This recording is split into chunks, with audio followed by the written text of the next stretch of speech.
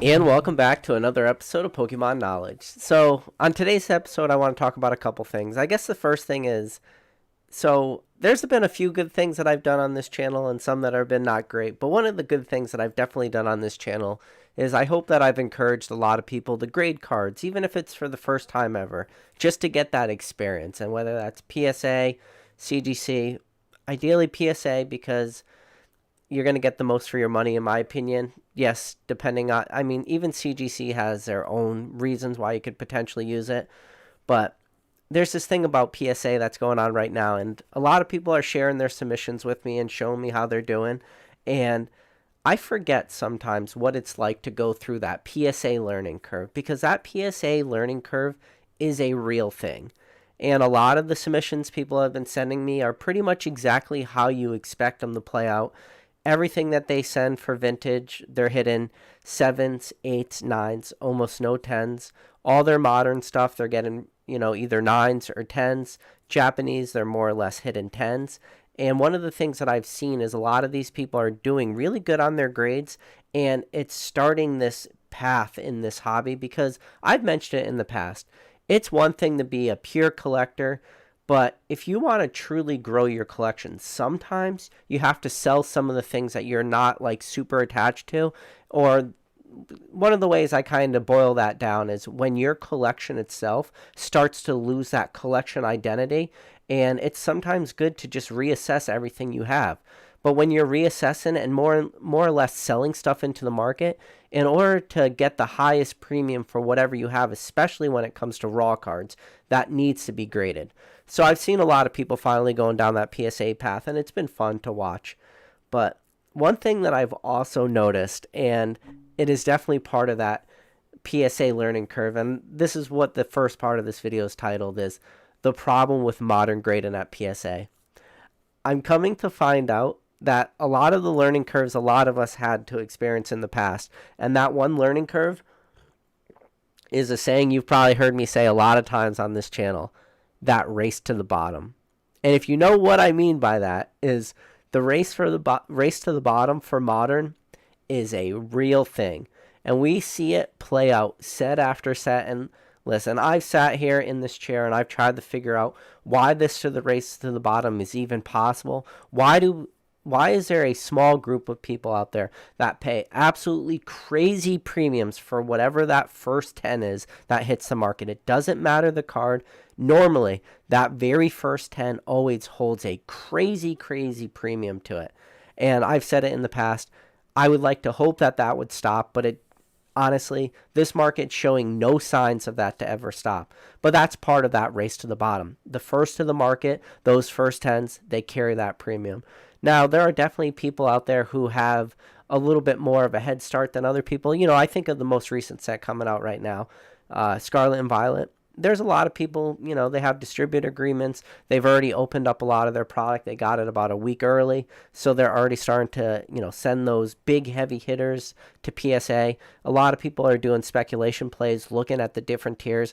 Does it make sense to send stuff at bulk? Does it make sense to send it at value plus, or maybe you want to really go that big boy route and go some crazy expensive, really fast turnaround time just to get that premium. And the only reason that you would spend that extra money and not just send everything at bulk is because you expect those early 10s to catch premium. Now, one of the things I've found out, and this goes back to that early, the problem with modern grading, is a lot of these beautiful returns that I saw some people show me, about at this point, it's like 3-4 weeks ago. A lot of their, really nice PSA 10 modern cards they got, all were selling at real strong premiums because a lot of the cards that I saw people get back, pretty recently were a lot of these real early Crown Zenith 10s. And I saw a couple of these Crown Zenith 10s and I was like, wow, good for him. He's going to make an absolute killing. But you know what they did? Is they kind of just dragged their feet. They didn't list those cards right away on eBay, which it's kind of scary to think about because I knew their intention was to sell that card. But they kind of dragged their feet because they're like, all right, this card's a 10. It's the best condition card. I'm just going to sit on it, or I'm going to wait, or I'm going to have it be part of my collection for this little amount of time. And when you talk about that race to the bottom, those are not words you want to be using, is a little amount of time when you're talking about how long you're going to hold that for. Ideally, when you're talking the truest, most purest race to the bottom for modern PSA grading, luckily PSA has changed their, business model where now we're getting scans of all the cards that they're grading, even at bulk tiers, a few days before they're actually mailed to you. So the good play is, you know, assuming you get those grades back, you put them at 5 to 7 day auctions because it's going to probably take 5 to 7 days to be mailed out to you. You can go that risky route and do a buy it now listing. I just get very hesitant doing any sort of buy it now listings before I have the card in hand because you don't know what could happen. But that you have that 5-day eBay auction or that 7-day eBay auction, and all you use is the photos that PSA uploaded. You just copy and paste those right into your eBay listing. There's been a lot of fun stuff going on for Modern, and that's kind of what you got to do on those super high speculative plays.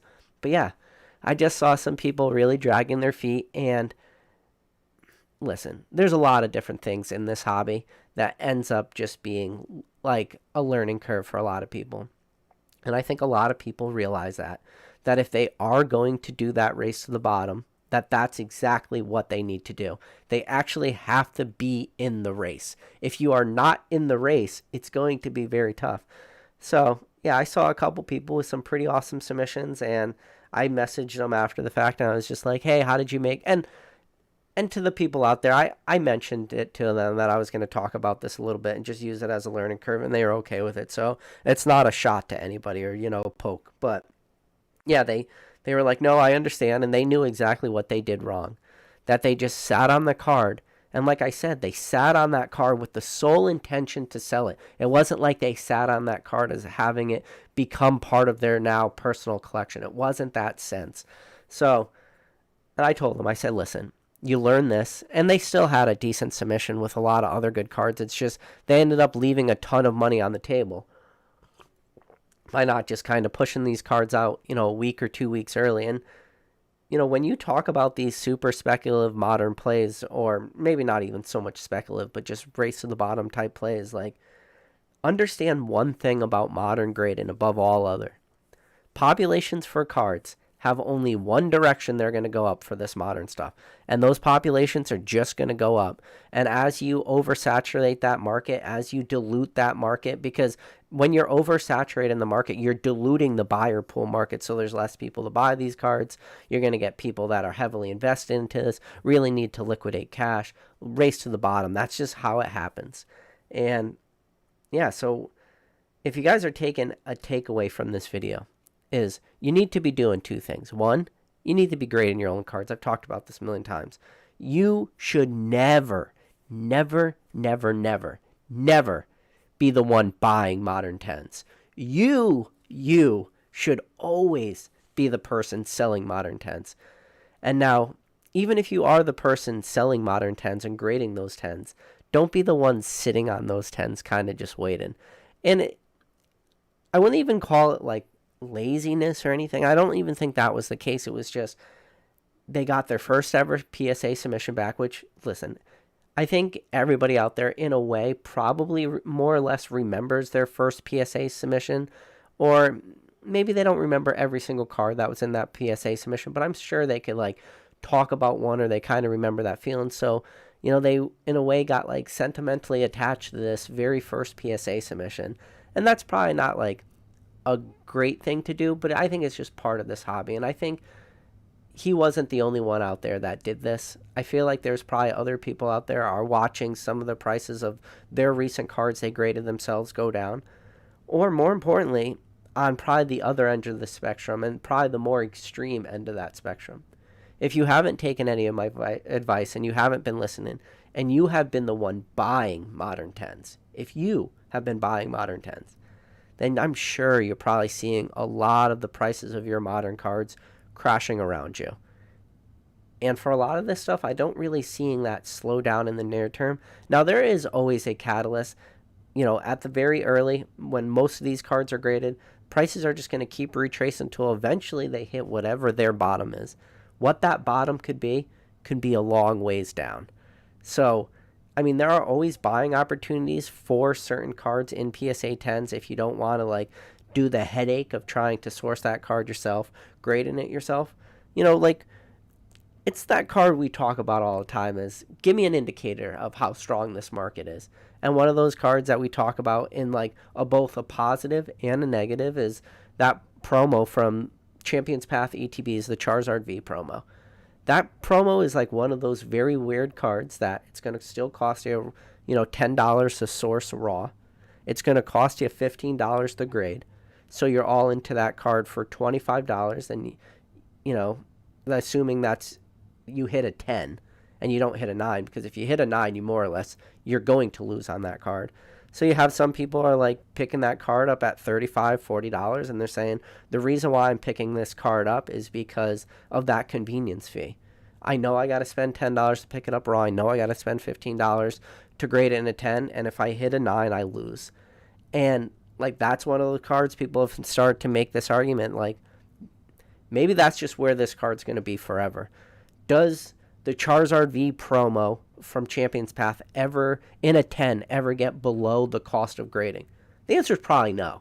Like, I don't ever see that card, sinking below a $15 grading cost unless something absolutely crazy happens in the market. And again, I always talk about that card as just this crazy indicator of how strong this market is. And that card is an example of that because you can have 70 to 80,000 of those cards graded in 10s, and yet day after day, seal after seal after seal, that card sells. So, but even looking at a card like that, there was a time, and probably some people out there aren't even going to believe this, but there was a time when Champions Path came out and those very, very early PSA 10s were selling for greater than $400.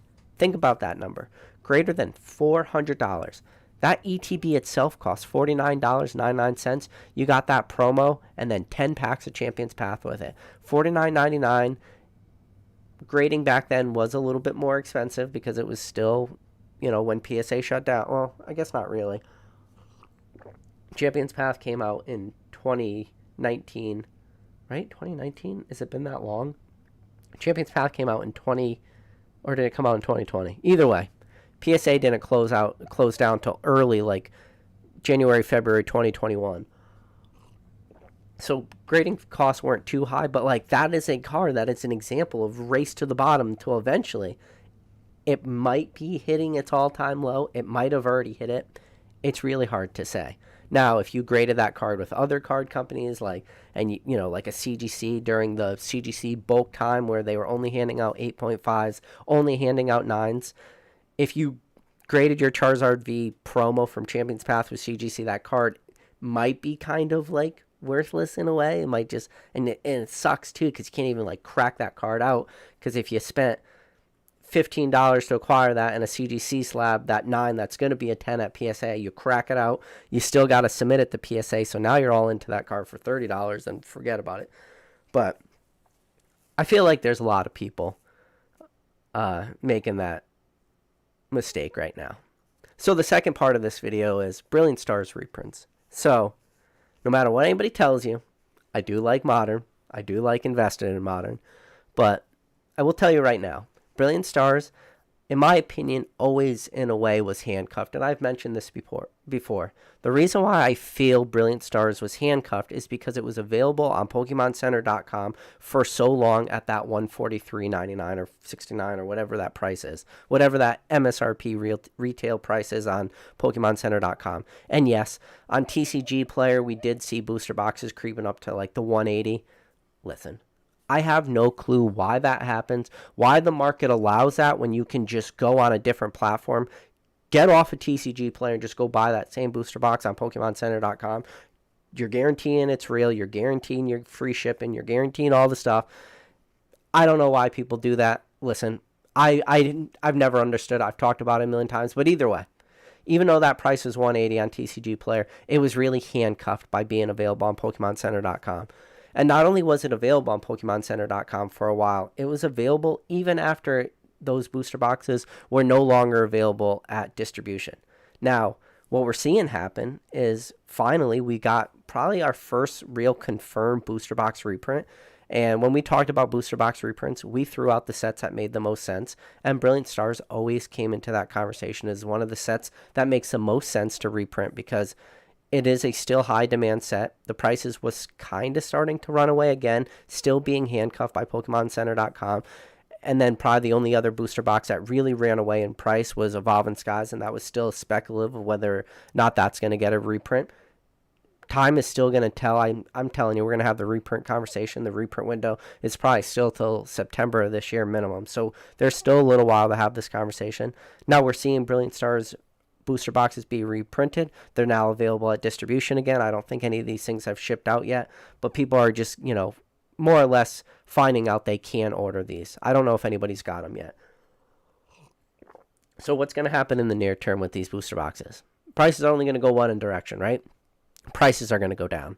And because these booster boxes are still available at PokemonCenter.com, when everybody starts to get their supply, you're going to start to see these booster boxes sell at a relatively low price. What does relatively low mean? I don't know. Are we talking $100 to $120 where we saw right at the initial release? Are they going to be creeping a little bit higher than $120? I'm not exactly sure. I would like to see how these booster boxes roll out. And when I say how they roll out, what I mean by that is I want to see how much P Football Pete gets. I want to see how much those guys get. Those monster sellers on eBay, those people that truly dictate the price. The local LGS who are getting their booster box bundle deal where they got to spend a ton of money in order to just get these booster boxes. That's not who I'm talking about. I'm talking about the people that set the market, set the prices. What is your P Football Pete's getting? Now, if anybody has dragged their feet and said, I don't know if I want Brilliant Stars, I'm waiting for reprints, in my opinion, I believe that this will be your best chance potentially to the end of time. Meaning, I don't see Brilliant Stars getting another reprint after what we're going to start to see come from distribution in the next week or two. I think whatever the low is, whatever these booster boxes hit right at release, whatever that low point is, and you're going to have to watch the market, and you're probably honestly only going to have to watch the market for like a 3 to 4 day window. And within a 3 to 4 day window in the next week or two will potentially be the lowest these booster boxes hit, in my opinion, for potentially ever. Assuming we don't get another reprint after this in a couple months or year, which again, I don't see that happening personally. I will never say nothing is impossible. I will never use those words. I just think it's highly unlikely after this booster box reprint we see them again. So in the next week or two, you're going to probably see your lowest entry points in the near term. And what am I going to be doing is if I see a really enticing price point, probably anything sub 120, I'll probably pick up another case. I'm not going to go crazy, but I'll probably just pick up another case of booster boxes, 6 booster boxes, tuck them away. If I can get super lucky, if we can get super lucky, and for whatever reason we see like $100, $105, $110 booster boxes, I'm going to scoop up a case. Definitely. If the perfect storm of Battle Styles, Chill and Rain, Fusion Strike, Evolving Skies, when that dump hit, which I don't think that's what we're seeing right now, but if we do ever see that and we saw a booster box creep down to $80 again, I'd probably be scooping up if I were you. I don't see that happening with Brilliant Stars. I think there's a little bit too strong of a demand for that, but we'll see. I think it'll be interesting to see how big this wave is, because I do believe it will be the last, at least in the booster box waves. Now, ETBs are dime a dozen right now. Single pack blisters, maybe not even check lane blisters get a little dicey here and there, but like single packs and stuff, we'll be seeing single packs of Brilliant Stars probably trickling into products for the next couple years. That's not what I'm talking about. The play I'm talking about are the booster boxes in the very, very near term. I'm telling you, just keep an eye out. You will see prices go down. You will probably see a decent entry opportunity. And when I see that entry opportunity, I'm very transparent with when I pick up my products. I'll let you know, hey, I picked it up at 110, 105. If I can find good deals, keep your eye out. Keep your eye on the eBay. Keep your eye on those big sellers. Keep your eyes on Pokemon TCG drops. See if anybody over leverage any of these LGSs trying to really liquidate out of product real fast. Look at your Safari zones. Look at these guys that just get that much more product, can run at much tighter margins than other people. So, yeah, but we'll see what else reprints. I think this is just the first of these reprint waves. I think Brilliant Stars is probably the most likely. It wasn't the one that people were hoping the most, but I would definitely say Brilliant Stars was the most likely of all the reprints. And then I think that the other sets that really are needed it is obviously Evolving Skies. Evolving Skies is getting kind of old though. I hate to say Evolving Skies old because it's not old. It still came out in August 2021. We're not even like 2 years removed from that, so it's tough. Astral Radiance is a maybe, and then Silver Tempest. I think those are probably like the highest likelihoods, but Pokemon Company could just do whatever they want. So Leaf Green Goblin said, PK, you think Brilliant Stars boxes drop into 70s? No, sorry. I do not think that. I would be surprised if they crack below 100, to be honest with you. Listen, for me, I got my fingers crossed. I'm hoping they crack sub 100, but from the sounds of it, these reprints are not even going to be close to big enough to crack sub 100. But I hope I'm wrong on this. And the reason why I say I hope I'm wrong is because I'm telling you, I will be acquiring at least one more case to add to my position. And I want my lowest price point possible. And then because this reprint is big, I don't know if this reprint is going to be funneled into Pokemon Center. And then and it's just going to be the same as every single booster box, every single release. As those low price ones get eaten up, and then prices just get a little bit higher and higher and higher, and then there's going to be that big catalyst. Once they reach that $143.99, then you're going to have everybody competing with PokemonCenter.com, and then you might be able to fight through that resistance, which we saw happen with Brilliant Stars, where it fought through that resistance level at that PokemonCenter.com MSRP price, was able to creep up to 180 on TCG Player. But again, as long as stuff is available at MSRP on PokemonCenter.com, there is a lot of caps to a lot of this stuff. But in my opinion, for however long it takes, I don't know if it's going to take a year or 2 years or 6 months or whatever. Whenever those Brilliant Stars booster boxes are no longer available on PokemonCenter.com, I do believe that will be a set to run. This reprint is going to hurt that run. It's not going to just be like a crazy rocket ship, but it's just a matter of how long is that going to take. So, yeah, that's all I want to talk about. I want to talk about that problem with modern grading, that race to the bottom where people are just not, they want to be in the race, but they're not in the race. I did get my first ever piece of fan mail today. So I got it from Quackfom. I told him I would message him when I'm live, so I don't see him in the chat, but I do have, let me just message Quackfom, say I'm live. I am. Okay, and hopefully he hops in, and I'll open what he sent me. So I do have a PO box. I didn't have a PO box for a while. I ended up finally getting one. So, all right, I'm gonna scroll up real quick. We got Drew, #1 mod in the game, says what's up. There we go. We got Mr. Financial Advisor himself, Dan Ketchumwell Collectibles. Cadel, good to see you. Mr. Walrus said, modern grading question mark. Now I want to hear when getting a sub together. Not what I want to hear when getting a sub together. Something I'm sure people have talked about it, but I haven't heard people talk about it a lot. I always get super nervous submitting any subs at the end of the month. And the reason why I said I get nervous submitting PSA subs is because you don't know what the first is going to bring. April 1st, yes, it brings April Fool's Day, but we don't know what it's going to bring. Is it going to bring a cheaper than $15 tier? Is it going to bring back that $18 to $19 for a month, and then we don't see $15 again till May? I always get super nervous. The last PSA submission I sent out was on the 21st. So what is that, like 8 days ago I sent out my last submission, so it's like a little bit of a buffer. I don't send out any PSA subs like today, tomorrow. I'm going to wait, see what April brings. Hopefully April brings $10 grading. I find that super unlikely. $12, pretty unlikely, but you never know. Fingers crossed. I think, if anything, we'll see what happened in March where they extended that $15 special for another month. I think if we're lucky, that will probably be the, highest likelihood. Now, if April comes along and it goes back up to $18, $19, I don't think anybody's sending cards at $18, $19 in April. Because at that point, there's not really anything to send, with the exception of Scarlet and Violet. But the people who will be sending those Scarlet and Violet cards, man, they're going to have a lot of competition for a lot of those, because I know there's a lot of people ripping like crazy. And this is the thing, too. That modern play has been so forgiving lately, and the PSA 10 play has been so forgiving lately, that I feel again, this comes to my personal feelings, is that when people are overly spoiled and overly rewarded time after time after time, if you get let's say you did a 10 card submission and you just super rewarded, you got your 9s, you got your 10s, you were first to market, you sold all these things at premiums, you made money on your 10s, you broke even at 9s. And that's another thing I don't hear people talk about enough, is breaking even at 9s. A lot of this modern stuff, you're lucky when you break even at 9s.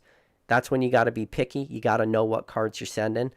I look at what some of these cards sell for raw, and then I look at some of these raw prices. I go, whoa, that is not a play at all, because you pick up those cards raw, pick them up on eBay, takes 5 days to get shipped to you. You might not get that sub out for a couple days, and now you're already like, you end up being weeks behind. What you paid for the raw prices could end up being what your PSA 10 sell for. You're going to end up start losing money on 9s. Like, super dangerous stuff. And I just don't think people take into account all these things when they do those modern plays, but like, there's money on the table. So I feel like there's been so many people that were rewarded with those first to market plays, that their first one they tried was 5 cards.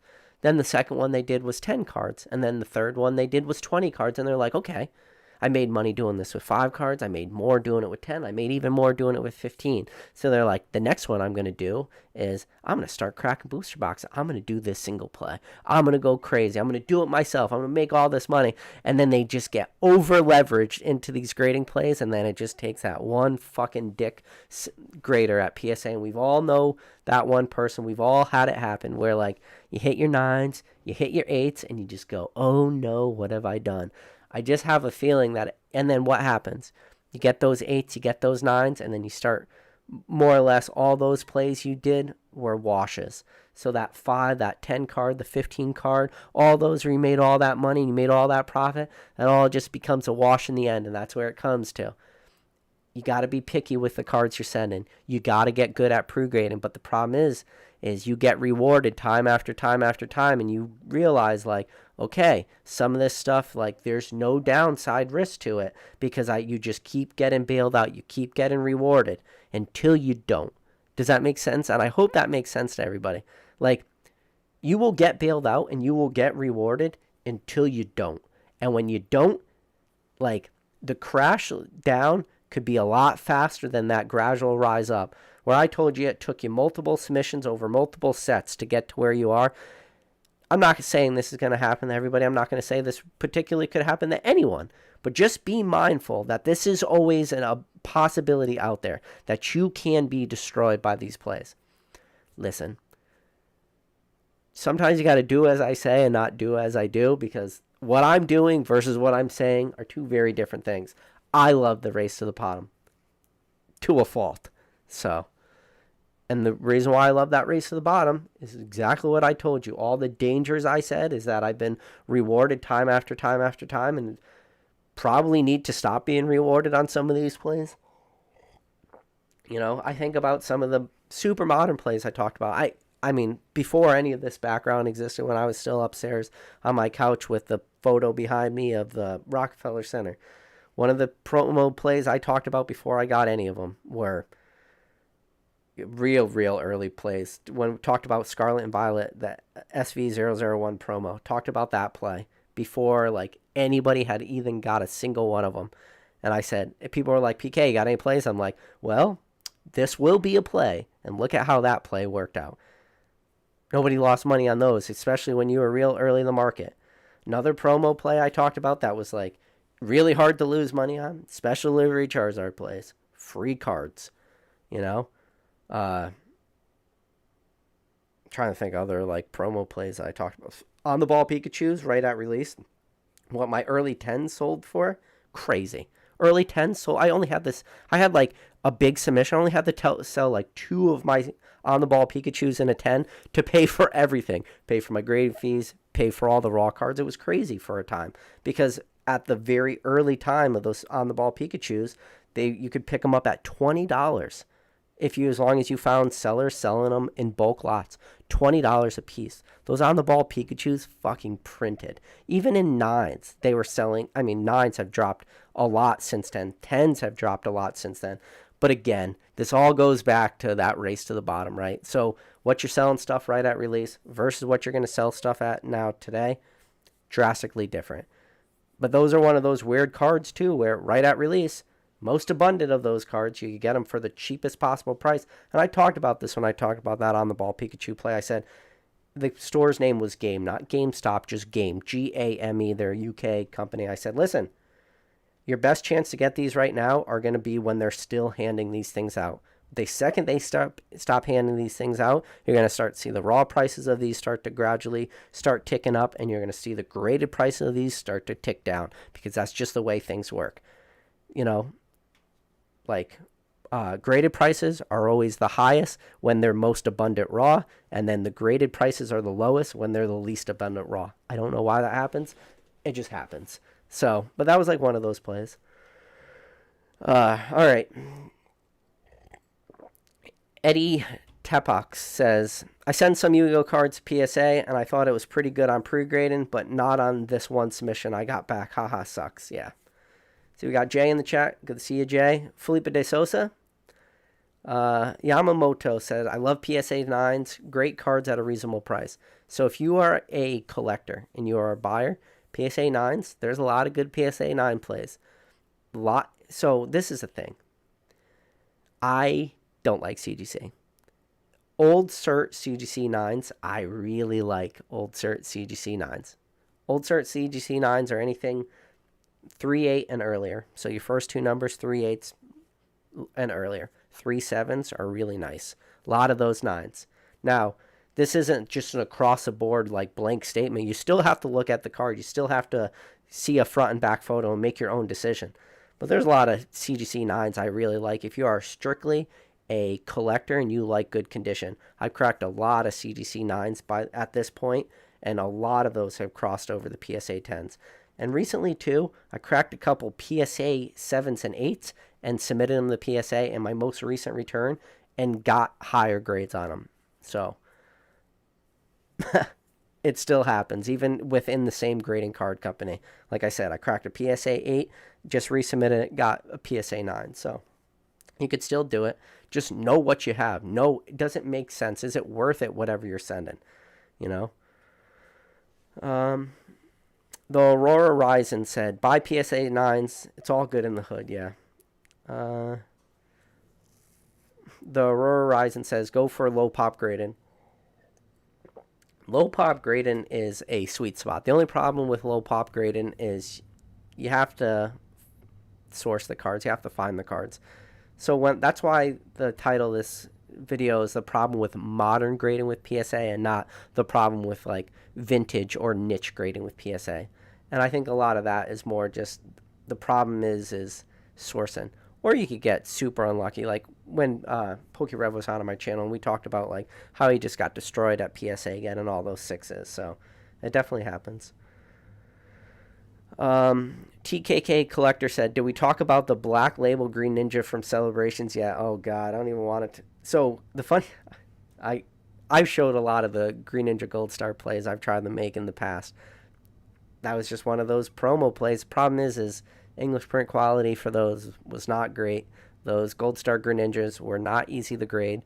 But, you know, when those things were fetching premiums, you know, greater than $100, and those cards in raw were selling for $100 or $1 to $2 to $3, like, you could pick up 30 of them, get lucky, pick one, pick two, you know, at one PSA 10, you're paying for all those cards plus grading fee on the one. If you got two of those cards, you end up making money. A lot of people did that play. Some people were super successful. Some people were not.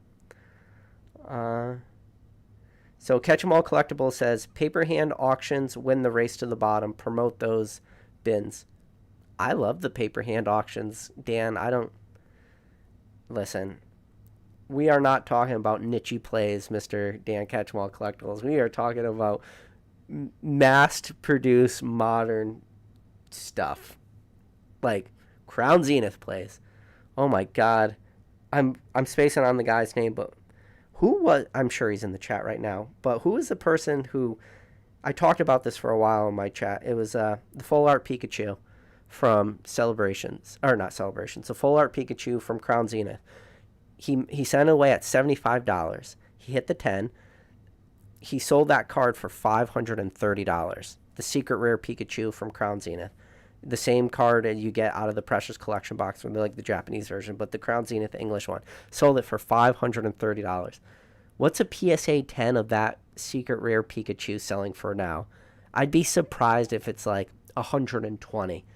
But he did it. He did the race to the bottom, and he was the first to sell it. And I remember him reaching out to me and talking about that card, and he did exactly what I mentioned. He put that thing to auction before he even had that card in hand.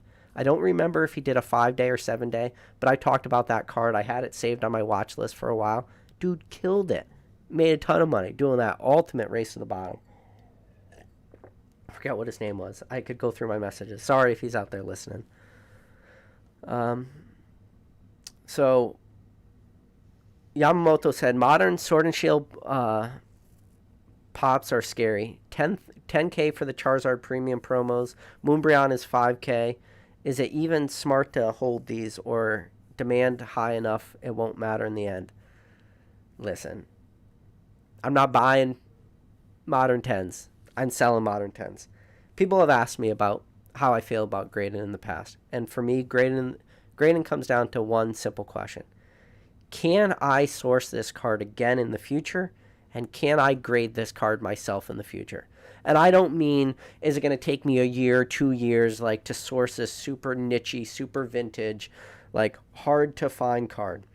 What I mean is this a modern card that is going to be readily available on the market for the next couple years? I'm expecting prices to drop, or if prices don't drop crazy, like, I'll have buying opportunities again in the future. If my answer is yes to that I can grade this card myself and I can have this card in the future, I'm not putting that 10 in my collection. I am selling that 10.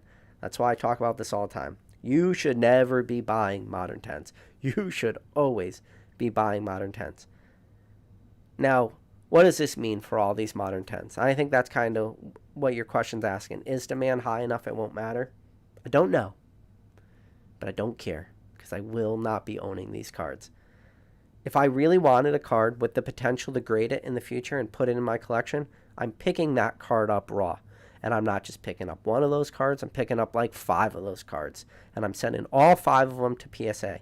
If they are true, I'll give you a perfect example. I have a card that I'm kind of dragging my feet on right now, is I have a special delivery Charizard right now and a PSA 10. I'm sure most of you guys at this point, if you've been watching my channel, if you've been listening to anything I said, you probably graded enough special delivery Charizards just between this chat alone. All the people that are going to watch this video, all the people that have watched this video. I got my last special delivery Charizard 10.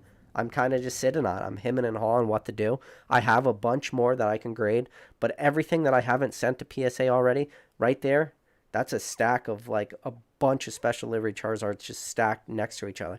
Problem is, a lot of those are off center. They're probably 9s. I don't think they're 10s. I'm not sending those 9s right now. I'm still sitting on a couple 9s that I'm trying to sell into the market. But all the 10s, liquid. 10s for modern cards, and that's a thing we need to talk about too. Yamamoto says, is demand high enough it won't matter? It will matter eventually, but right now, liquidity of modern 10s is crazy. Crazy. I watched a little bit of Dan Ketchmall Collectibles live today, and he was talking about Celebrations Charizards. Picked up a bunch of them. His 10s, super liquid. 9s, not so much. Same thing. And you will get rewarded with 10s. You will get punished in a way with 9s. Yes and no. You'll get punished with 9s if, like, you don't sell. But we've talked about this in the past. The way this hobby used to be set up is you broke even with 9s. You made money on 10s. But right now, like, the multiplier for 10s is so crazy. It's like almost unrealistic at this point. And people love their high grades. And that's it. And I know we've had this conversation. Listen, condition rarity of cards is very important. But there are just some people that love 10s and they're blinded by them. I'm not blinded by 10s. I love 10s. I have a lot of 10s in my collection. A lot of PC stuff that's 10s. More vintage stuff, almost no modern stuff. Like I have a couple what I would consider modern 10s, and I look at the years of them and they're like 2014. That's still what I'm thinking some of my modern 10s are. So like that's where I'm kind of falling. Some of my Sun and Moon stuff are 10s because I really like them, but yeah. The Aurora Horizon says, we don't know the future of modern altarts. I see people selling vintage, the rack up on modern. I'd grab all the modern 9s out there. Listen, modern 9s are fine if you are a collector because, like I said, you can get them more or less for the same price as the raw card. But I'm not sitting on... this is something I need... I don't think I mentioned this earlier, and I might have just glossed over this fact. I want to make this very, very clear to everybody. 9s for modern, I was talking about it if you're collecting 9s because of the value you can get. But if you are investing in modern 9s, I want to make this very clear and scream it from the freaking rooftop so nobody misquotes me later. If you are investing in modern 9s, you will get destroyed, in my opinion. Modern 9s are the biggest bags out there. And the reason why is because the amount of cards for each one of these that are going to be graded and have already been graded. The 10s will be like in the future where people will want to like put their money. People won't even touch 9s. But because people won't touch 9s, they'll still be the good collector route. Does that make sense? I hope what I'm saying is making sense. 9s are fine as a collector because the value's there. You can get the card you want and still near mint condition for a cheap price. But if you are investing in modern cards and you are sitting on 9s, those 9s are probably going to do pretty shitty in the future. And your returns on modern 9s, in my opinion, are going to probably be abysmal. And especially on super, super modern stuff that's still on the trajectory down. I think 9s are going to really hurt. So yes, make it very clear. Collector, 9s, good. Investor, 9s, bad. I know somebody will probably misquote me on that, but whatever. Brad G. Card says, question to Dan. Does MetaZoo even get bid on in auctions? Castle Strong says, who's PK talking about? Am I talking about you, Castle Strong? Yamamoto said, let's see. People are saying who auction cards. CGC is trash. I like that comment. So TKK Collector says, people hold on to 10s. Yes and no. Not right away. Justin Dare says, you live, question mark? Nice, nice, nice. Yeah.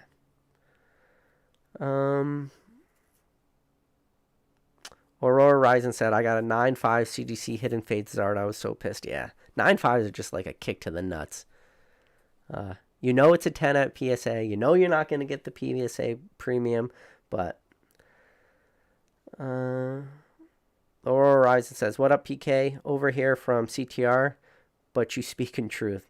Yeah, CTR is a good guy. Rattle's a good guy. I hope you guys enjoyed that podcast we had on Friday. The monthly podcast, always a lot of fun. It's always fun to have PokeVault on. I know you guys, listen, me and PokeVault, we're good now. And then having Opossum Butt on.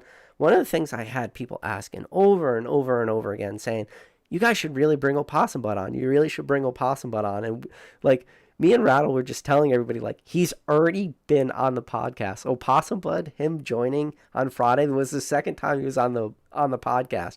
People just kept telling us to bring him on like he had never been on. So yeah, people are saying that now I got to the point where I was talking about Brilliant Stars. People saying Fusion Strike. Fusion Strike's not a bad set. It's a tough set to pull stuff at, but I think it was. I know it was Retrospects. Retrospects. We were in a Discord chat in the Professor Oak's Discord, and Retro was saying, "Just wait. Everybody's kind of sleeping on Fusion Strike because it's got the Gengar, it's got the Celebi Altart, it's got some pretty heavy hitters. It's still got like a bunch of good cards." He's like, "Wait, in a couple months, everybody's gonna be like, I can't believe I didn't pick up Fusion Strike when it was so cheap." Now Fusion Strike's starting to creep up a little bit. I think that's a supply issue a little bit, but I think Fusion Strike will be one of those sets in the future that people will kind of look back on, like Retrospect said, and kind of see that as a missed opportunity. I think a lot of these Sword and Sun and we're not in Sun and Moon anymore. We're in Sword and Shield. I think a lot of people are going to look at these later Sword and Shield sets as missed opportunities because it's just they're so strong. It's the same way I felt about Sun and Moon. I guessed wrong. I said that I thought the set that people were going to enjoy the most from Sun and Moon was Cosmic Eclipse. That was the set I opened the most of, so I had a little bit more of a personal engagement feel to Cosmic Eclipse. But you still look at those last 4 sets with your Team Ups, your Unbroken Bonds, Unified Minds, Cosmic Eclipse. Strong sets. Team Up obviously ran away. It's like probably double the price of a Cosmic Eclipse booster box. But I never one time said Team Up was a bad set either. It's just when I was picking up Cosmic Eclipse booster boxes, which on my channel, I said to pick up Cosmic Eclipse booster boxes at $150. And my comment section kind of like didn't yell at me, but gave me a little bit of shit saying how Cosmic Eclipse was a very clear as getting a reprint very soon in booster boxes and to not pick them up at 150. I did kind of go on a limb at 150. I feel really good about that. It ended up being a great play. But I wish I was talking a little bit more about Team Up. But all those sets, they were good, Team Up had your tag team cards. Unbroken Bond still had like a Charizard in it. Unified Minds, obviously, Mewtwo and Mew. And then Cosmic Eclipse was just stacked out the yin-yang. And then it had, the introductory of character rare subset cards and stuff. And we all knew, like, after those, especially like the Reds Pikachu and stuff like that, some of these cards really hit hard. And it was like, oh, I hope Pokemon brings these back. And then when they did in Brilliant Stars, it was like, okay, all right. I can get on board with this stuff. J. Rob's Poke Talk says, GameStop's got so many Brilliant Stars ETBs. There are a lot of Brilliant Stars ETBs out there. It's funny how the market dynamic and the market sentiment shifts, right? Remember, it was always booster boxes and nobody liked ETBs. And then everybody loved ETBs again. And then all of a sudden, nobody liked ETBs again. And what happened with ETBs? I think ETBs happen because, one, this is my theory on why the ETB market exploded the way it did. And this is my theory. I think, one, when the ETB market exploded, you had a lot of people hopping into the hobby. But you had a lot of people hopping into this hobby who were maybe not new to Pokemon, were definitely re-entering the hobby, at least re-entering like whatever sort of like investment space or whatever.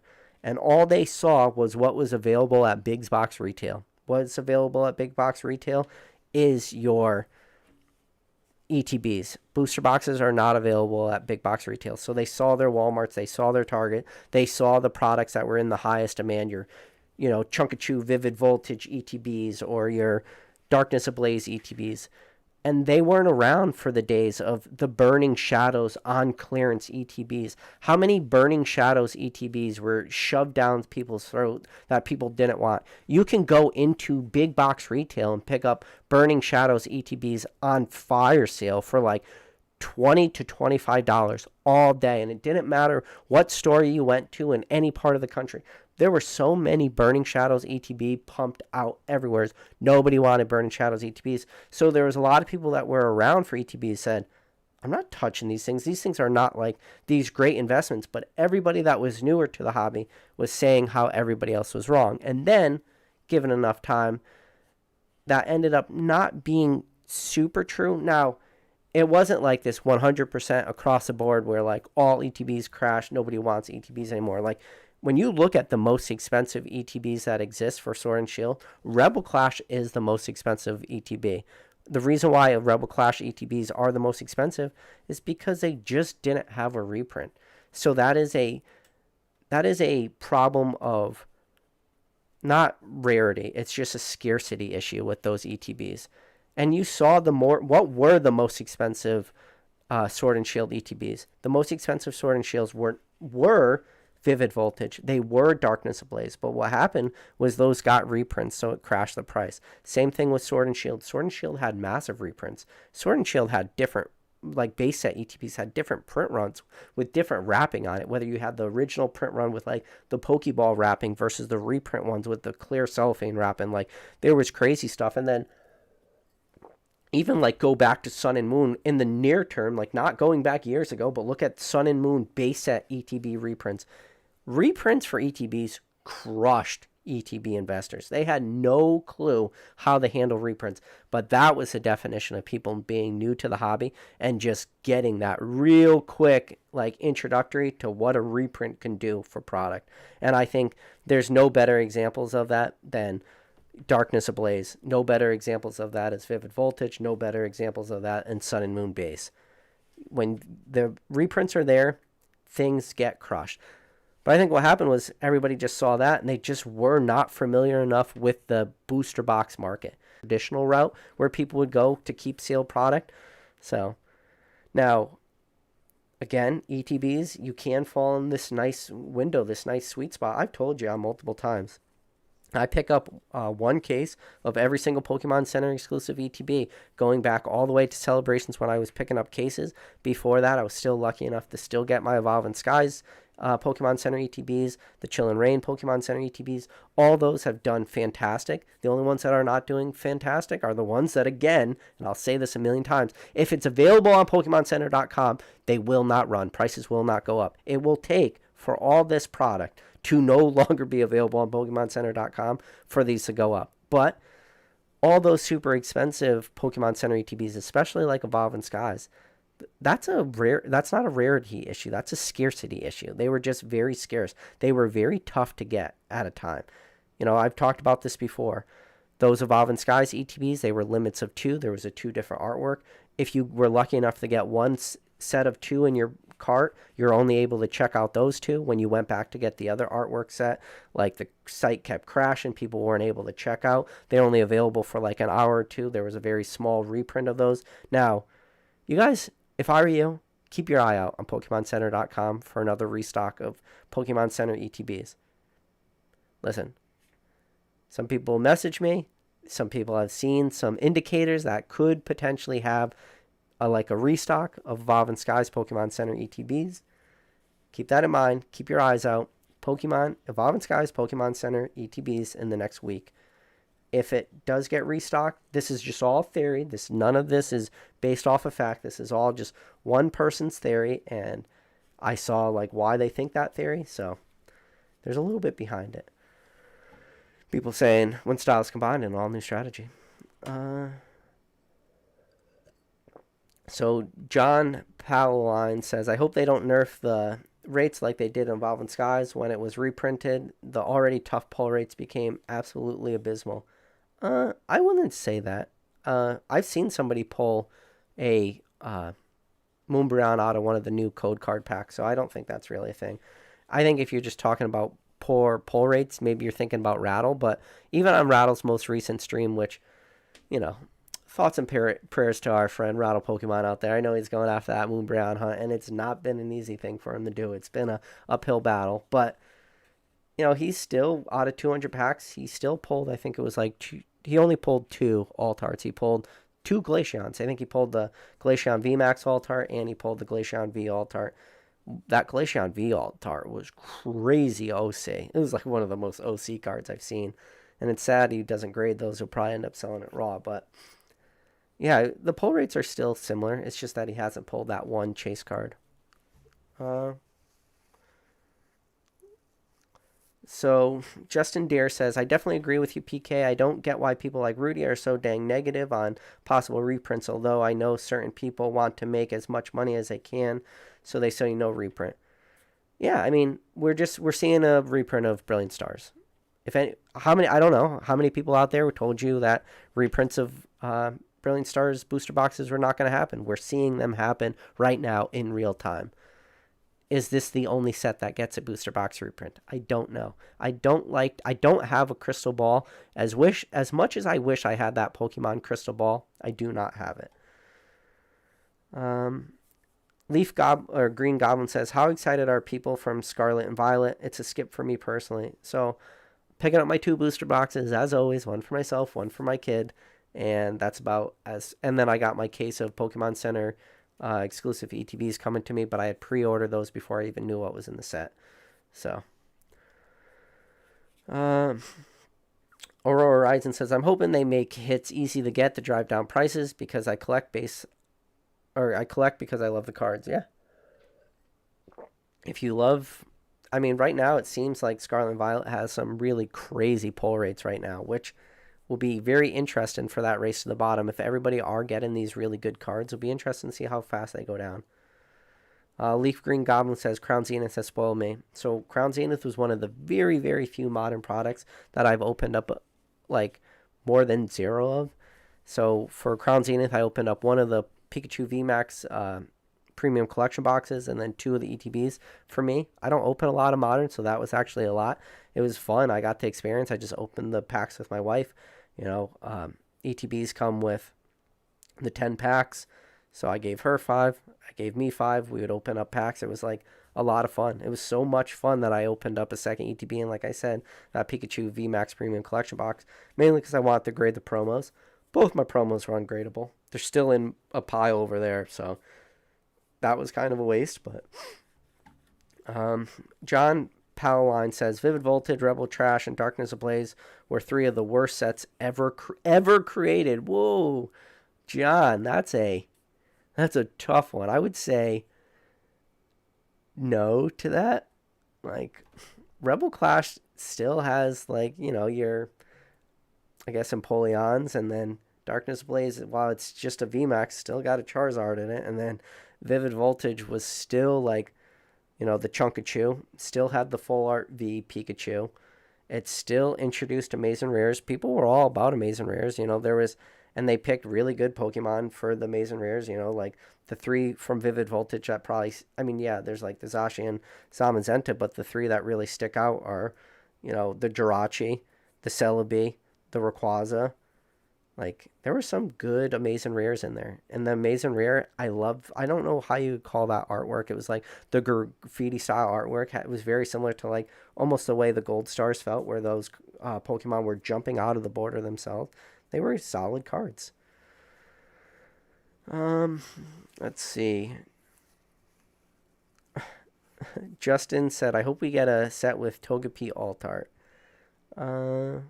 J. Rob Poketalk said, Vivid Voltage wasn't bad. No, everybody was all about that Vivid Voltage train. I loved the Chunkachu personally. Uh-oh, I think my internet's dropping out. Oh no, it is dropping.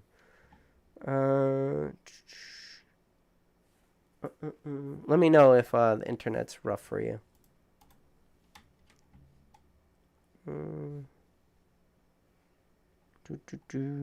Alright.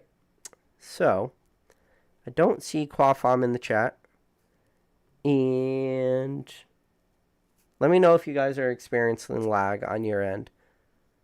If you're not experiencing lag, then I'll open up this package from Quaffam. But if you are...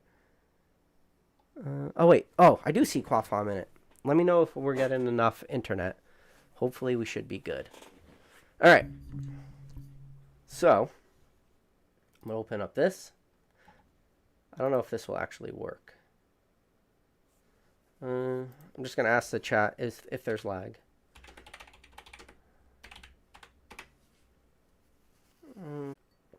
People says I could see Amazing Rares jumping in price in the future. I mean, it could jump in price, but they're $1. So what it like jump to $2? People are saying lag is... Looking at my router over there keeps blinking red on me. God damn it. All right. All right. I guess I gotta go. I gotta end this live. Sorry, Quaffam. Hopefully. I was hoping the internet would. Alright, people are saying I'm not lagging anymore. So we're just going to open up this package from Quaffam. Screw it. Alright. This doesn't work. I'm sorry.